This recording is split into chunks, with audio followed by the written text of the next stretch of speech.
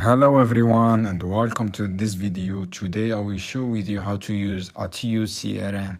So guys, after logging to your account and set up your account, you can import contacts. Attio automatically import contacts from connected email account. This is the first step you need to have. Attio, you can contact connected emails account.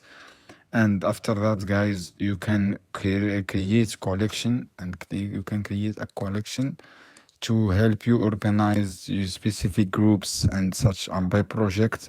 You can automate your business by this option sequences and workflow, and you can add a new workflow as you can see here, and you can write your report. I click new report here. This is report. You can delete here, and you can add tasks here. As you can see, this is my task, and you can save here. And you can collaboration, you can track interaction and Attio syncs communication history, and you can view recent email and notes and meeting and interaction with contact directly with this platform. I hope this video helpful for you guys. See you on another video soon.